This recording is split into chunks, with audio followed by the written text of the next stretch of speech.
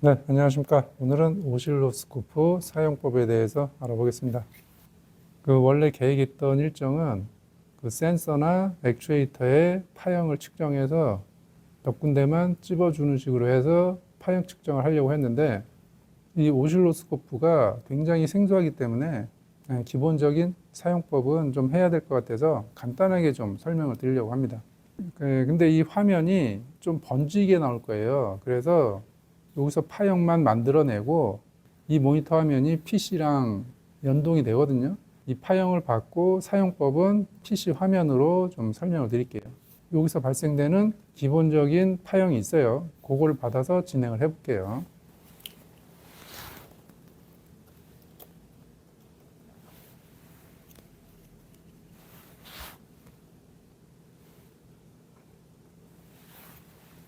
우선 지금 여기에 들어가 있는 프로브는 배율이 10배짜리라서 채널 메뉴에서 10배로 설정을 했어요. 그래서 얘 전압과 이 파형이 나오는데 빛이 번져서 잘 안 보일 거예요. 이 샘플을 따서 컴퓨터에서 좀 설명을 드릴게요. 길게 해서 잡을게요.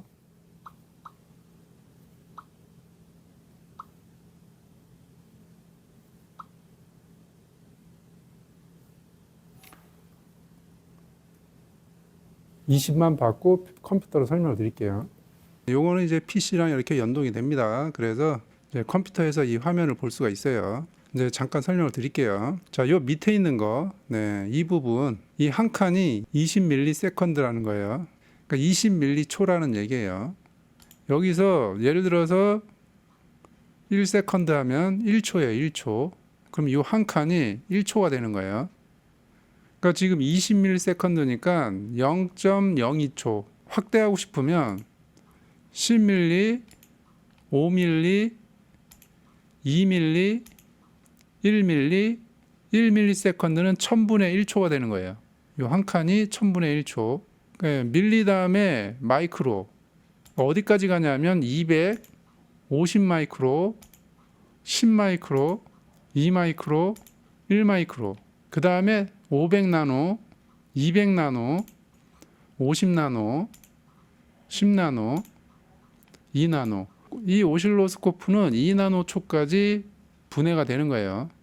이 가로축은 시간을 설정하는 거고, 그 다음에 이 세로축은 전압을 설정을 하는 거예요.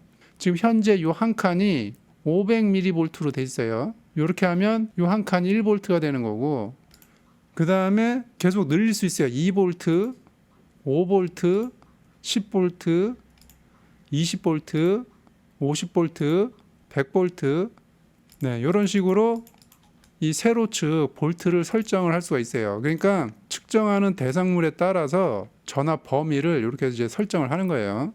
여기서 더 내려갈 수도 있어요. 200mV, 이제 더 확대가 됐죠. 이렇게 더 확대가 되죠.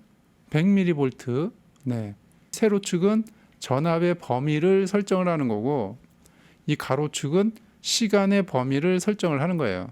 그래서 이 기본적인 걸 알고 계시고, 자, 이렇게 이제 파형이 나오면 파형을 위로 이렇게 옮길 수도 있고 이렇게 밑으로 내릴 수도 있어요. 요거는 이제 파형을 보기 편하게 이렇게 움직일 수가 있어요. 그래서 이제 채널 설정을 할 때 지금 첫 번째 채널은 이 프로브 자체가 10대 1이기 때문에 그 10 곱하기를 한 거예요. 보통은 이제 기본이 1이고 이제 측정물의 대상에 따라서 10대 1, 20대 1 이렇게 이제 설정을 할 수가 있어요. 요건 이제 트리거라고 하는 건데 파형의 최대값이 2V인데 만약에 이 트리거를 2V보다 높게 설정을 하면 이 파형이 계속 지나가는 파형으로 보이고, 만약에 얘를 2V, 이 2V 안에 집어넣어서 설정을 하면 이제 가운데에서 반복되는 파형이 일정하게 보입니다. 요게 이 트리거 기능이에요. 자, 그리고 파형을 측정할 때 얘의 전압을 알고 싶다 그러면 이렇게 측정하면 2V, 2V가 나오죠. 위아래를 이렇게 측정할 수가 있습니다. 파형 모양을 보고 이렇게 측정을 해서 몇 볼트인지 이렇게 측정을 할 수가 있습니다. 그리고 세로측, 자, 세로측, 이렇게 세로측은 말 그대로 이 시간을 보는 거죠. 자, 이렇게 측정하면 얘의 주파수가 나와요. 사이클이 지금 1kHz, 1kHz가 나오는 거예요. 지금. 그리고 듀티 값을 알고 싶다 그러면 여기에 이제 얘에 대한 각종 정보를 볼 수가 있어요. 그래서 자동으로 측정된 값을 보여주기도 합니다. 만약에 여기에서 전체를 선택을 하면 이 파형에 대한 정보가 여기에 다 나타나요. 여기에 보시면 그 주파수가 1kHz, 그 다음에 플러스 듀티가 49.92%, 마이너스 듀티가 0.08. 네, 여기가 50.08, 이쪽이 49.92 이렇게 나왔다는 얘기예요.